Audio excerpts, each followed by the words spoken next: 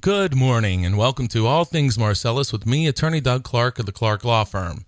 I am located at 1563 Main Street in Peckville, and I am here every Sunday on these stations from 8 to 9 a.m. to bring you, the landowner, valuable information that you as the landowner need regarding natural gas development here in Pennsylvania. In case you're new to the show, we just hit our 5-year anniversary. Started doing All Things Marcellus in August of 2010. So we're now in September 2015. So we passed our 5-year anniversary, and want to remind everybody, look, my focus is solely on landowner representation.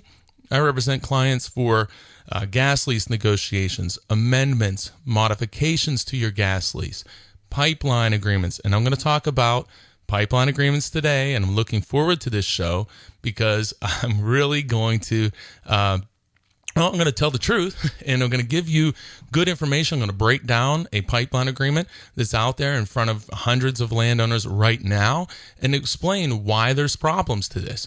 And again, it's designed to enlighten not only people who may have this specific agreement presented to them, but also any agreement. The same process works. Gives you an idea, flavor for what companies do, what they present to landowners, and why you need to be educated and why you need to know about these things to protect yourself, maximize the compensation or money that you're going to be paid if you sign any agreement, but also protect your property from damages, unforeseen damages. We also want to protect you from liability and much more. So I'm really, stay tuned because I'm going to have some fun today. When I say fun, I'm going to have some fun explaining, going word for word through an agreement, explaining why there are problems for you, the landowner. So make sure you stay tuned for the whole show. I'm really looking forward to it. Also, as I've said before, I'm doing more and more estate planning on behalf of clients. We're also doing royalty and royalty deduction issues, unitization issues, anything related to natural gas development here in Pennsylvania. We're doing here at the Clark Law Firm. So again, if you need representation, you can always contact me at 570-307-0702. That's 570-307-0702. I want to say something just real quick and say, look, you really need to be careful as landowners. Anytime that you're being presented with a document to sign, you have to understand what it is. You have to understand what it is and what the impact is. This doesn't happen every day, but unfortunately it happens more than you might think. Recently, in 2 different cases, but I'll focus on one, landowner was presented the document, hey, this is great, we want to get your royalties, here's this document, just sign it and you're going to be in great shape. Well, thankfully, the landowner had represented them before in other matters, said, hey, Doug, will you take a look at this before we go ahead and sign it? So I did that, and my reaction was, please put your pen down as soon as possible, and almost, throw all your pens away because you do not want to sign this agreement.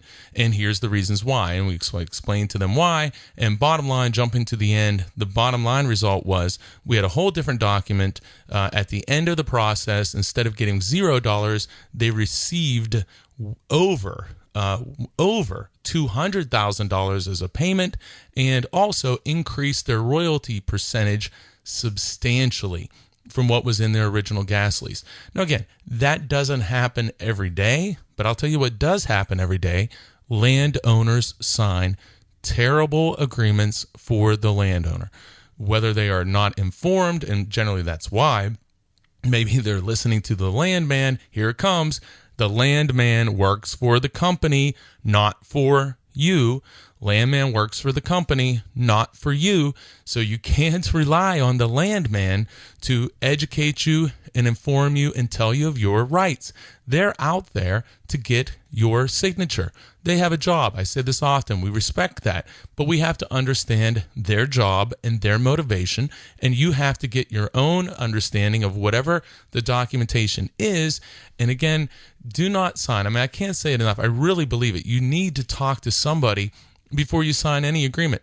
And one of the things we do, and I'm sorry to do the commercial part here, but one of the things that I do, we do consultations a lot of times, which generally take an hour or two at the most, where landowner will send something in, and we'll talk about what does it mean, what are your rights, and the landowner can then go ahead and say, okay, you know what, I'm comfortable, I'm going to go move forward, or you know what, I'm not interested in this, and I don't have to say yes, so I'm going to go ahead and pass on this, or wow, I didn't know I had this leverage to negotiate, to request more money. And now, if you want to do the agreement, maybe you can negotiate tens of thousands.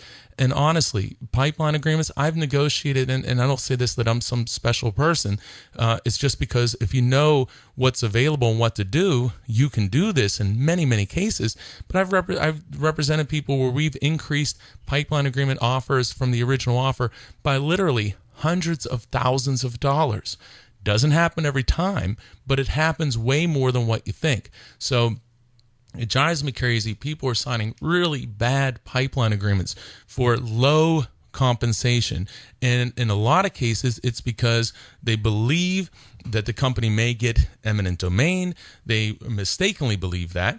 They mistakenly believe they do not have the right to say no to the offer because they think their gas lease allows it.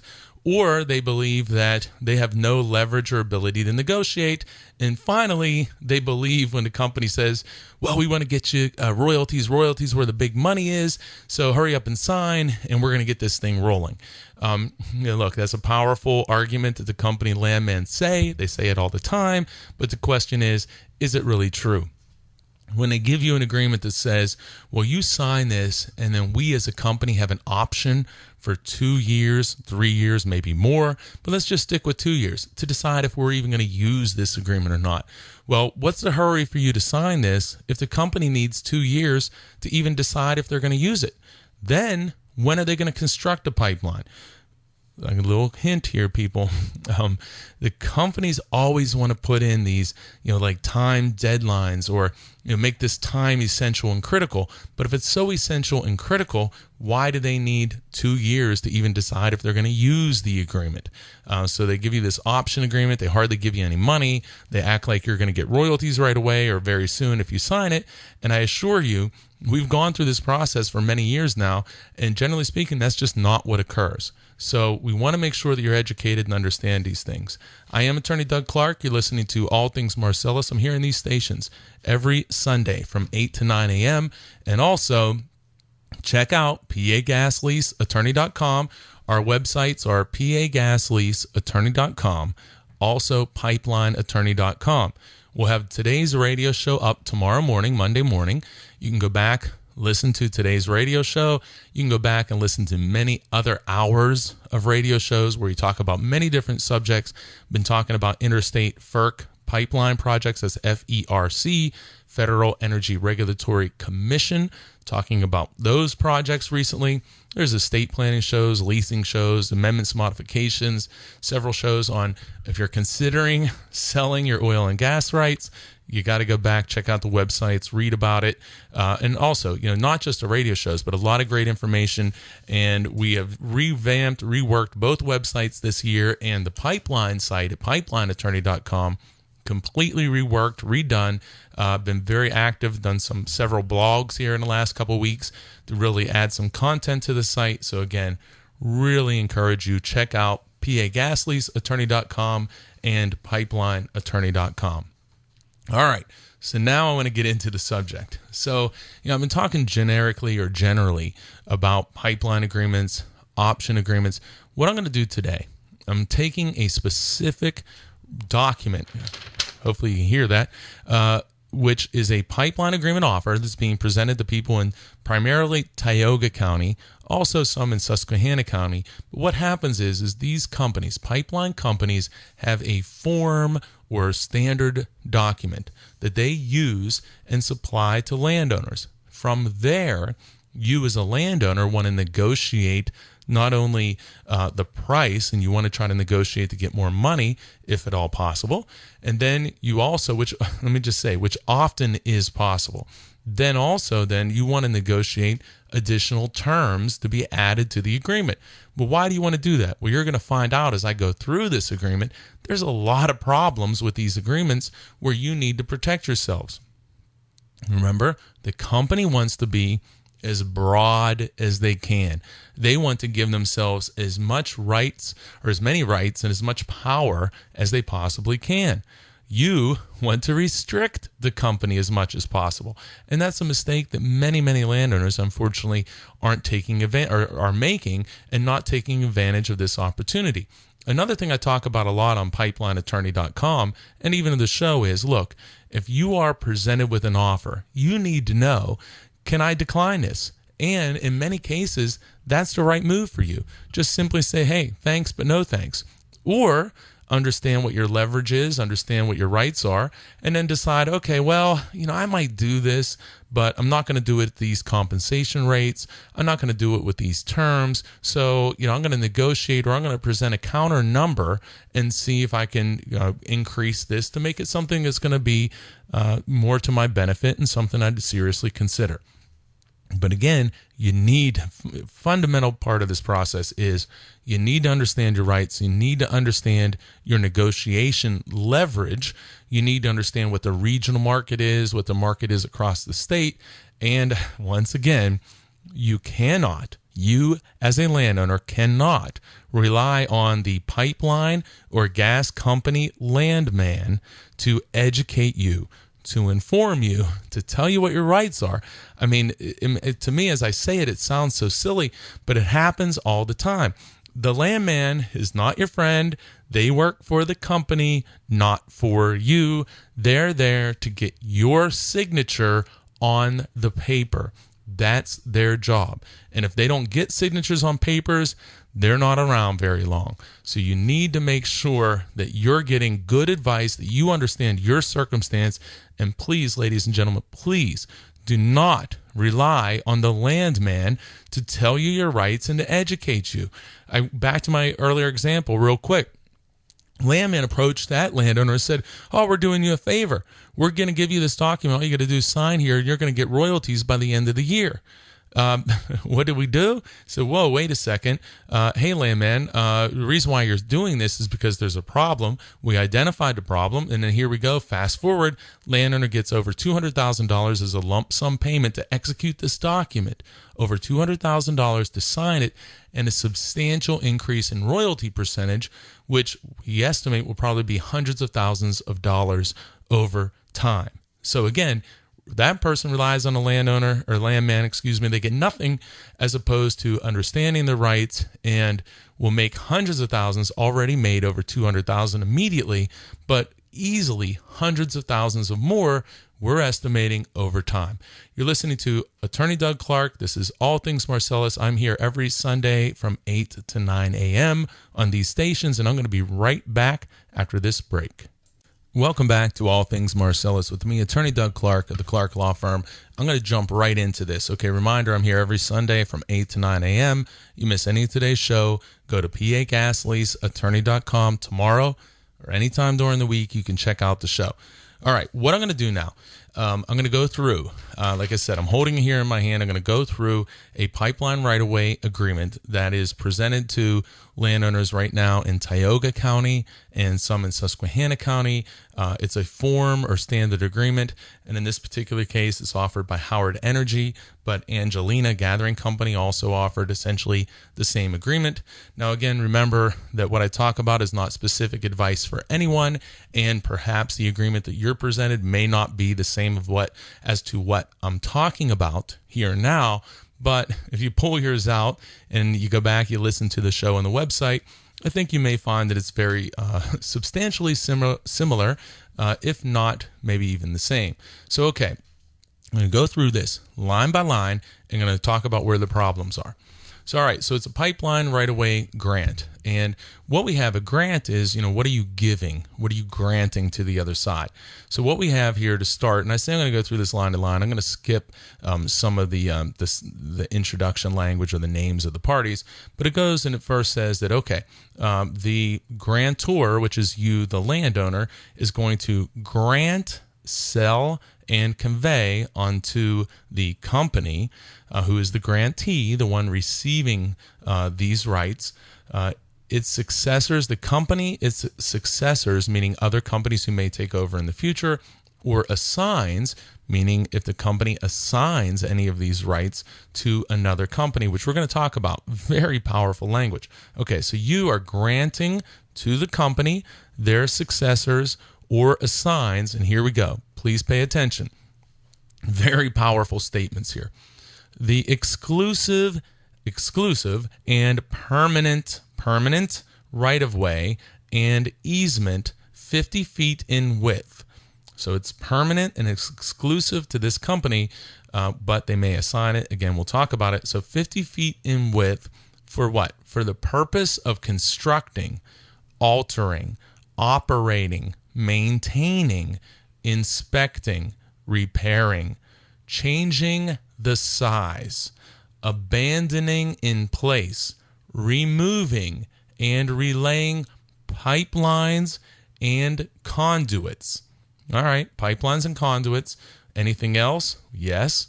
Together with such valves, fittings, meters, meter stations, corrosion control devices, cathodic protection, wires, cables, and other equipment. Wires, cables, and other equipment and appurtenances, both above and below ground. All right.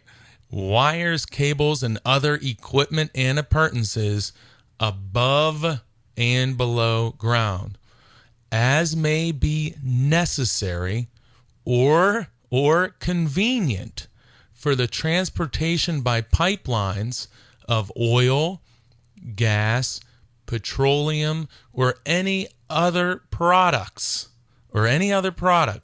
water or other fluids, and or any other products or products thereof. Okay, stay with me. So it goes on. And the transmission of communication signals. So we talked about the pipelines. It goes on more. So it says, and the transmission of communication signals, including markers, poles, wires, lines, and fiber optics. All right, we thought you were granting a pipeline right away here, but it goes on to say not only what we already talked about, but goes on to say, and the transmission of communication signals, including markers, poles. Remember, you can have above ground items here too. We talked about there at the beginning. So you're talking about above ground poles, potentially wires, lines, and fiber optics relating to the aforementioned uses. Goes on with the right of ingress and egress, meaning to and from this easement area. So with the right of ingress and egress to and from same, on, over, and through certain land of the grantor, and goes on to describe that land. Okay, that is amazingly powerful grant that you're giving the company, in my opinion. So let me go back. I'm going to say this a little more quickly. So you're granting the company the exclusive and permanent right-of-way and easement, 50 foot in width, for the purposes of constructing, altering, operating, maintaining, inspecting, repairing, changing the size of, abandoning in place, removing and relaying pipelines and conduits. Now remember, together with such valves, fittings, meters, meter stations, corrosion control devices, cathodic protection, wires, cables, and other equipment. Do you know what that is? And other equipment and appurtenances, both above and below ground. As may be necessary or convenient for the transportation by pipelines of oil, gas, petroleum, and any of their products, water or other fluids, and or any products or byproducts thereof, comma, and the transmission of communication signals, including markers, poles, wires, lines, and fiber optics, related to the aforementioned pipeline uses with the right of ingress and egress to and from same on, over, and through that certain land of the grantor, and then describes that person's property. That, ladies and gentlemen, is a enormous grant. That is the granting clause, and that is an enormous grant. Here you are as a landowner saying, landman saying to you, hey, we want to do a pipeline agreement. We want to get your royalties. Here you go. We're going to put a pipeline in. We're going to start transporting gas. That's where the big money is. Here, sign on the dotted line. You think you're signing for maybe a single pipeline to go through your property. However, read the document. You're signing for so much more. I deal with all the time right-of-way agreements that were signed in the 50s, sometimes even much earlier, and other times through the 1900s. And companies today are using those agreements to benefit themselves, and they're installing additional lines. They're installing additional equipment. You have to reduce this grant. It is far too powerful. Far too powerful. No limitation on lines, no limitation on the size of lines. It's permanent. This is an enormous grant that has to be curtailed. We need to limit this, and we can limit it. You can limit it, but you need to understand, and you need to make sure that you're doing the best you can to limit this enormous grant that this document is providing from you, the landowner, to the company. You're listening to All Things Marcellus with me, Attorney Doug Clark, here every Sunday from 8 to 9. I know I'm reading some stuff here today, and it can be tough to follow, so you can go to pagasleaseattorney.com tomorrow, Monday. Check it out. We'll be up for, who knows, years maybe. But go to pagaslease or pipelineattorney.com. You can listen to the show. Pull out your agreement. Look at your grant. Take your time. Become educated. See what you have. If you have a pending offer in Tioga County, Susquehanna County, especially Tioga now, Howard or Angelina, go pull out your agreement and go look at this and see if you have these concerns. If you don't, hey, that's fine. But if you do, in my opinion, you should. But go look at this and say, wow, I really didn't pick this apart. I really didn't read it. I was listening to the landman who works for the company telling me they just want to get a pipeline in so I can become rich and I can get a lot of money. Well, if you sign and you're surprised later, unfortunately, my dad used to always say to me, you make your bed, you got to lay in it. You're making your bed here. When I was younger, I made a lot of not a lot, but a few bad beds. So let's learn from that. Let's not do that. And let's learn from what other people have done all across the state and all across the country. Because I assure you, the pipeline company has learned. They've learned how to take advantage of landowners, in my opinion, to understand why the psychology of landowners, when they sign, why they sign. And of course, one of the big things they're going to say is money, money, money, money. You don't need an attorney. Your neighbor signed this. This guy signed. He has a real big farm. Don't fall into these traps, please, because people are signing really, really bad agreements, and they can be changed. They really can be changed. Okay. So then I'm going to keep on going here with this same exact document, holding in my hand. So it goes on, it describes the property. Now, we went through this enormous grant. Here's the next paragraph. Grantor or landowner further grants, like we didn't give them enough here, further grants to grantee company the right to use temporary workspace as needed. So temporary workspace, which is area along the right-of-way, as needed and or required. So they're saying not only are you giving them a 50-foot permanent easement area, you're also giving them temporary workspace as needed, which is what the company will determine what they need. Many people are very disappointed when clearing occurs through their woods or their property or even their fields, and they thought it was going to be 50 feet, maybe they thought it would be 70 feet. Now all of a sudden it's 100 and some feet wide. So be very careful. You have temporary workspace. There's another term, additional temporary workspace.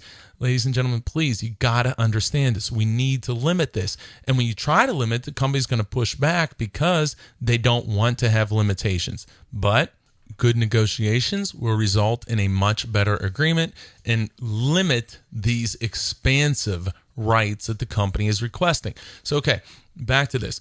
So you're saying that you're going to further grant the right to use temporary workspace as needed or required, and goes on in exercising those rights provided herein, including restoration and cleanup activities.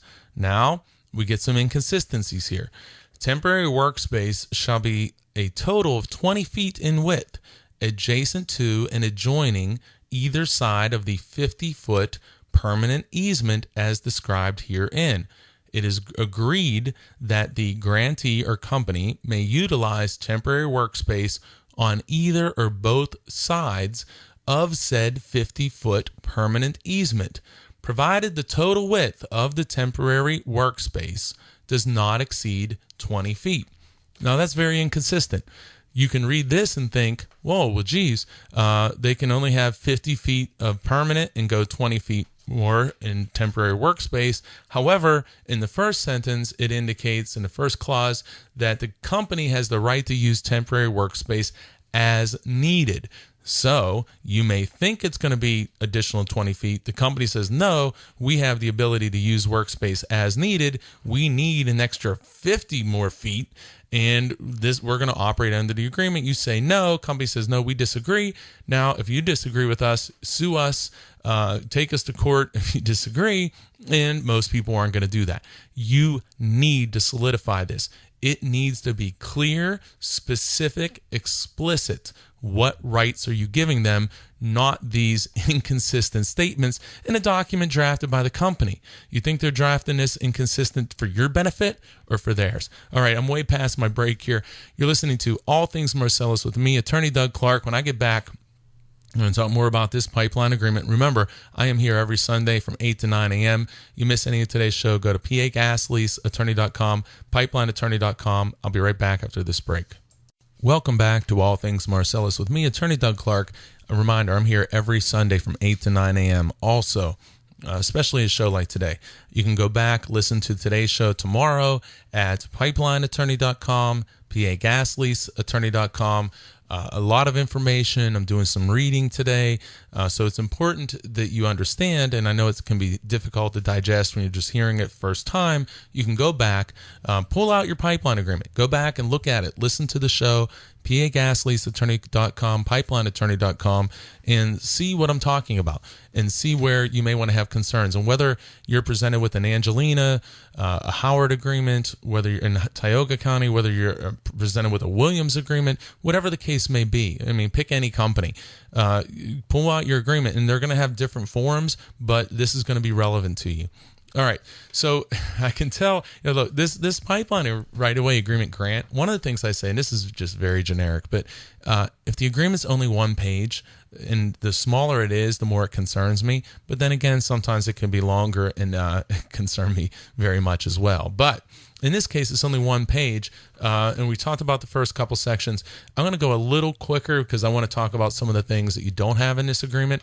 But the next segment of this agreement says that the company shall have that the landowner shall have the right to fully use and enjoy the right-of-way except for the purposes that you grant to the company, that the landowner shall not build, create, or construct, nor allow to be built, created, or constructed any obstruction, including but not limited to impounded water, buildings, barns, workshops, improvements, or other structures within the right-of-way, nor shall the landowner grantor change the grade of the surface of the ground within the right-of-way, and that the company shall have the right to keep or to clear and keep the right-of-way cleared of trees, shrubs, brush, and any other obstructions that may interfere with the rights herein granted. Next sentence here, and this drives me insane because the same exact sentence appears twice and they refuse to correct it. But the next sentence says, grantee will have the right to assign this grant in whole or in part. So grantee will have the right to assign in whole or in part. And this is something I really want to stress here. So that means you sign an agreement with this particular company. We talked about the grant in the second segment here. That grant is so unbelievably powerful and broad. Well, all those rights that you're granting to this company, they can assign these rights. Essentially, whatever you're giving to them, they can give to another company. They don't have to just give them the entire agreement or sell their pipeline right-of-way agreements or assign them in whole. They can also do it in part. So we talked about communication equipment. We talked about lines and poles and other structures and things above ground. You need to be very careful. You don't want to sit there and be in a situation where you think you're entering into a right-of-way agreement for one pipeline.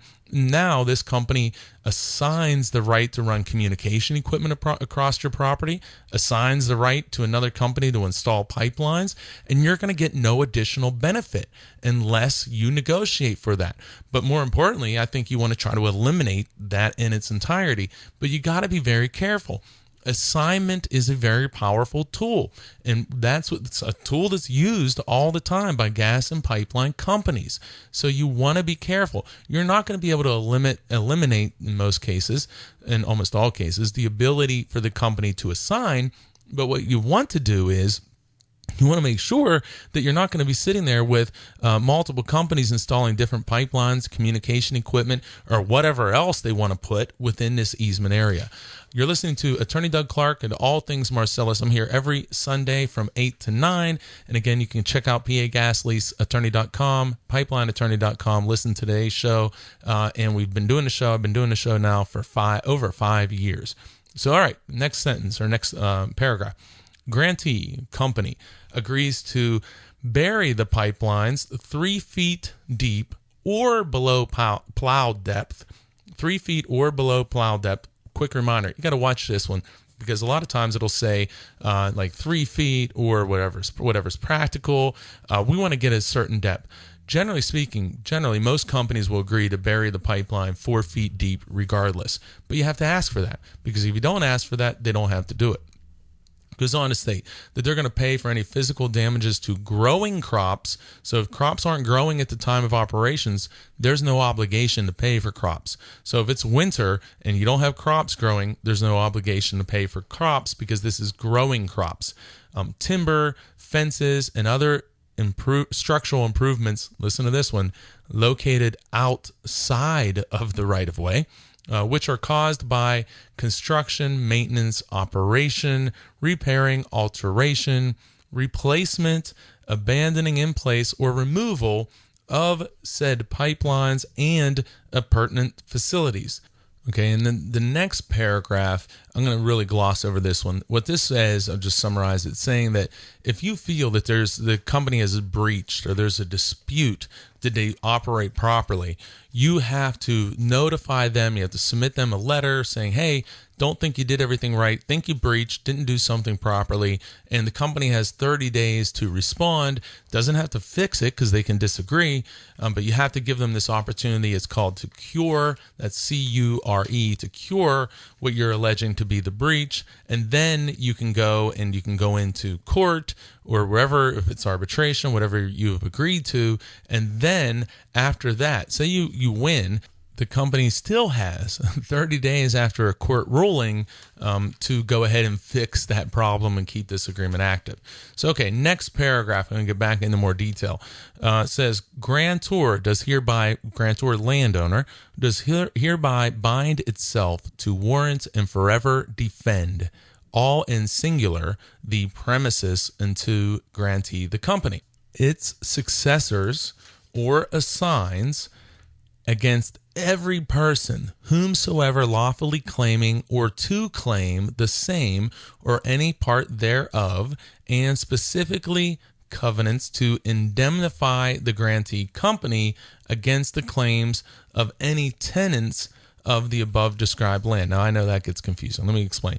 So what you're agreeing to here is you're agreeing that you have good title, that you own this property. And if anybody ever asserts a claim dating back to the 1800s, whenever, anyone asserts a claim saying, hey, wait a second, you didn't have authority to do that, or you didn't own this property.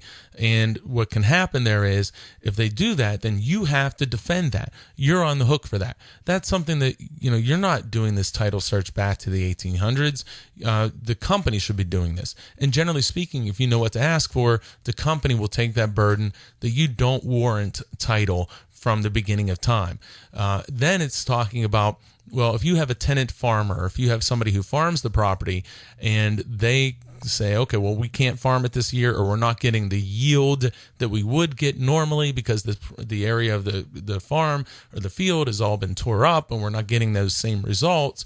If they make a claim and say, hey, landowner, we lost money because of this pipeline, well, that's your problem as a landowner. The company doesn't take that responsibility. You're indemnifying the company of any liability for any tenant, farmer, or somebody who uses the property. Or say you rent the property and you have a house there, and the person in the house is complaining, it's loud, it tore up the yard, whatever the case may be. Well, that's your responsibility as the landowner to take care of any claims that tenant may make if that occurs. All right. Going on then, that all covenants, warranties, and agreements herein contained shall be deemed running with the land and shall extend and be binding on the respective heirs, legal representatives, successors, and assigns of the parties thereto or hereto. So what that's saying here is, look, when you enter into a pipeline right-of-way agreement, that's an easement that's going to run with the land. So when you sell the property to somebody else, you move to Florida, California, maybe you move to Maine or Alaska. You move, but the easement stays with the property. So, my opinion, and I believe strongly in this, that when you enter into a pipeline easement, it's not going to increase the value of your property. When you're going to go buy a property, would you rather it be completely free of any easements, or would you rather buy the property with a pipeline easement there? Then think about, would you rather buy a property with a pipeline easement that has such an amazingly large grant that new pipelines may be put in for little to no money, that above ground structures may be placed in this easement area? So when you enter into a bad pipeline agreement, you're going to devalue that property to some degree. And the worse that agreement is, the more you're going to devalue the property. Again, my opinion, but I have a hard time believing that a reasonable person would hold a different opinion. All right, so now we're getting to the end here. We got some forum segments, one being the counterparts. And what that means is, it says that that this instrument may be executed or signed as one document, and then it goes on to state that the instrument shall be binding on those parties executing same, regardless of whether same is signed by all the parties. All right, so when you sign this agreement, even if the company doesn't sign, you're binding yourself to this agreement. I like to see that, we're going to get fully executed pipeline right-of-way agreements, especially. Okay, I'm up against this break again. We're going to finish strong here in the last segment. You're listening to All Things Marcellus. We just have a little bit more left here, but I'm going to talk about things that aren't here. And I would need more segments for this, but we'll do the best we can to squeeze it all in, but it'll give you an idea of things that are not here that you need to have and need to be addressed. I am Attorney Doug Clark. You're listening to All Things Marcellus every Sunday. Check it out. Every Sunday on these stations. I'm here 8 to 9 a.m., and I'll be right back after this break. Welcome back to All Things Marcellus with me, Attorney Doug Clark of the Clark Law Firm, here every Sunday from 8 to 9 a.m., jumping back into this right-of-way agreement. Okay, one thing I forgot to mention here, I talked about title warranty. Well, at the end of that provision is an identical sentence that's repeated from earlier, and that sentence is, grantee will have the right to assign this grant in whole or in part, which appears just 3 paragraphs above, which just concerns me the way this thing is written. Okay, so it goes on. I call this the landman free pass. If this doesn't tell you something, well, why is this language here? And I'm going to explain it. It's here because people complain, well, the landman told me something. The landman promised me this. The landman said this, they said that. Well, companies hear that all the time. So how do they defend that? They add this type of language. Okay. It is hereby understood that the party securing this grant, meaning the landman, securing this grant on behalf of the grantee or company. So let me just dissect that. It is hereby understood that the landman securing the grant for the pipeline company is without authority to make any covenant or agreement not herein expressed. Specifically, for emphasis only, and not by way of limitation, it is understood that no representation agreement, guarantee, or inducement has been made to the landowner, grantor, with respect to consideration paid or to be paid to any person, corporation, or entity. So look, in other words, landman has no authority to promise you anything. If it's not in the agreement, it doesn't count.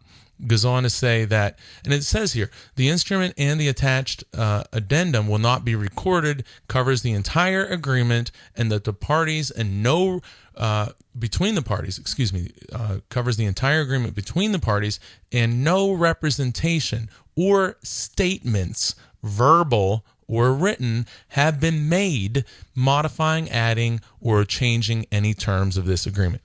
Ladies and gentlemen, the bottom line is, no matter what this landman says to you, if it is not written down on the papers you sign, it does not matter. Cannot be more clear, and I assure you, I deal with this. You're going to see that they're going to say, well, I don't care what the landman said to you.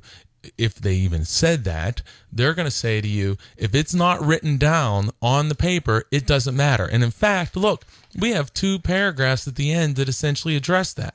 So about 5 to 10% of this document talks about how the landman can't say anything that's going to change this agreement. So please understand that there's a reason why they say it, because landmen are going to say things that may induce you or motivate you to sign the agreement, but they're saying, look, if it's not written down, it doesn't count. If it's not written down, it doesn't count. Please look at that language and think, why is it there?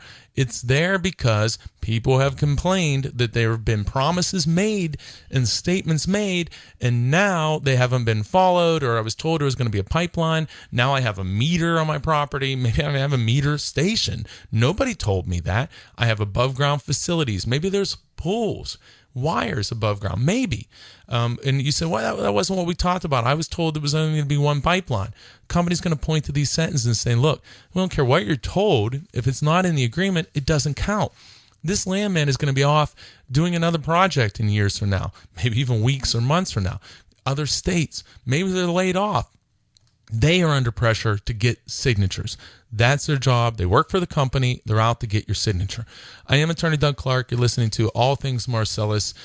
Just went through a very common pipeline right-of-way agreement that's offered in Susquehanna County. It's been, or has been, I'm sure still is. Also in Tioga County. Very important. Like I said, look, you have that agreement, go back. Go back to PAGasLeaseAttorney.com at your convenience. We'll have the show up tomorrow. Go to pipelineattorney.com. So much information out there to get you thinking. Go back, look at it, and look at your agreement and listen to the show and say, oh, wow, I have some of these same situations or same concerns. Let me talk about some things that are not in this agreement. Number one, amazingly, you did not hear me talk about the company indemnifying you, holding you harmless from any lawsuits that may be brought as a result of this agreement. What if somebody gets injured or hurt? What if a worker does? What if somebody comes across the property, whether it be a trespasser, an invitee, a guest, and gets injured maybe when there's the trench there, maybe on the piles of dirt that are left behind? Maybe equipment is damaged by rocks, farm equipment, anything. But most importantly, look, you're not protected by this agreement. That if you're sued, and believe me, lawyers sue everybody. If there's a problem, they're going to sue everyone they can, and they're going to sue you, and you don't have indemnification coverage here. You're going to have to hire a lawyer. Maybe even if you're not liable for any damages, which you could conceivably be, but if you're not, depending upon the whole circumstance, you have to hire a lawyer. You have to have that expense. Nobody wants to be sued, and no one wants to have to pay for it. You have no protection there. Another thing that's not here at all, where in the world is this easement going to be located? Where? You're saying, okay, hey, yeah, here's a 50-foot strip, plus you can have other property that's convenient for you during operations. Oh, yeah, and plus you can go anywhere you want on my property to get to the easement. And, oh, yeah, I don't even know where the easement's going to be, but, yeah, I'm sure it's going to be where you tell me, but yet you haven't guaranteed that's where it's going to be. So Many people think that a pipeline right away is going to be at a certain location, and then it's not constructed there. Maybe it's a lot closer to their house. Maybe it's through their best field. Maybe it's going to take down a bunch of trees that they don't want cut down. Maybe it's going to take down trees that you and your grandfather planted. That's happened. So you need to get a map. You need to have it attached, and you need to make it so that they can't change location from that area. And if they're going to change location, you need to have approval of that change. You can't just sign an agreement to say, oh, yeah, here, you got a right-of-way. Oh, okay, you tell me it's going to be there? All right, great, fine, here, where do I sign? And remember, it says that any statements, I read you that part at the bottom, that whatever the landman tells you, if it's not written in writing on the agreement, it doesn't matter. So you have to know where in the world is this thing going to be located. Also, we talked about they have full access to and from this easement area.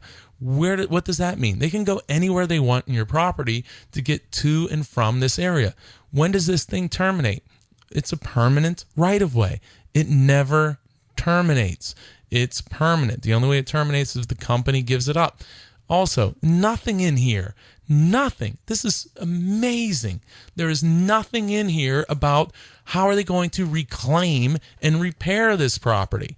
Is there going to be a certain seed mix? What are they going to do when they're done to fix your property? And there's nothing there. That's remarkable. I've say on the site, I've said before, I've worked on negotiated, consulted pipeline right-of-way agreements with over 50 separate companies across Pennsylvania. This is not common, thankfully. There's all kinds of problems with all of these agreements that you need to correct, and many times you can, but this is not giving you indemnification coverage. It's not telling you where it's going to be. It's not telling you how they're going to reclaim. It's giving them full access. This is crazy. Oh, and by the way, here's the kicker. Company's offering you $16 a foot. $16 a foot. Let me say this. Now, I'm gonna finish on this price part of it, but let me just tell you, there are many other issues with this agreement. Many, many other issues. And I feel bad for landowners who sign this because they're drinking the Kool-Aid of, well, we want to get your money. This is where the big money is. And you're getting, in my opinion, you're really getting taken advantage of. All right. You're listening to All Things Marcellus with me, Attorney Doug Clark. I'm here every Sunday from 8 to 9 a.m. Just a quick reminder, you can always call me for representation at 570-307-0702, 570-307-0702. Check out the show at pagasleaseattorney.com, pipelineattorney.com. Check out pipelineattorney.com. I'm telling you, a lot of work went into the site, went into both sites. But pipelineattorney.com is just re-released, revamped. Very excited about it. And I think it's a lot of great. I mean, look, I'm an enormous part of it. So I better think it's good, or why am I putting it out there? But really, check it out. All right. So we're talking about $16 a foot. Oh my! I have to take a deep breath because, my blood pressure literally does rise when I talk about this. I do a lot of work with these interstate pipelines that are regulated by what's called FERC, which is the Federal Energy Regulatory Commission. These pipelines, which almost always get approval by FERC, they have the power, once FERC gives what's called a Certificate of Public Convenience and Necessity, they get the power of eminent domain and condemnation. Very bad for landowners because, you say, I don't want this. Well, unfortunately, you may get it regardless. It's going to happen regardless. Again, check out pipelineattorney.com. I talk a lot about these lines, but they're very problematic for the landowner because you can't say no. Once this occurs, if they get this certificate, which again, unfortunately, they generally do. So in these agreements, landowners, you can imagine, are pretty limited. What can we do? And I say pretty limited. There are things you can do, but push comes to shove, the company can go into court and go through this condemnation process and take your property over your objection. And they have to give you what's called just compensation. Now, I'm working on a lot of these FERC projects. I've done many in the past, have many clients with these interstate pipelines now. And, it's not uncommon to see these interstate pipelines, which have eminent domain potential in the future, to get 40, 50, 60, or even higher dollars per foot. So you have eminent domain. It can be taken without you approving it. And those companies are paying, and again, look, I don't want to get too specific, but we see agreements, $40, $50. I had some clients recently signed at $60+ a foot. Here, you're talking about agreements where the landowner can completely say no. No threat of eminent domain at all. Sometimes leases may allow, many times they don't, but you're going to get $16 and the eminent domain people are going to get $50 and $60 a foot. It is crazy. These are bad agreements, but you got to understand your situation. This isn't specific advice for anyone. What is advice is get help, get somebody who knows, get somebody that can help you. You're listening to All Things Marcellus with me, Attorney Doug Clark. I'm here every Sunday from 8 to 9 in these stations. Check out PAGasLeaseAttorney.com, PipelineAttorney.com. The show will be up there tomorrow. Have a great week, everyone.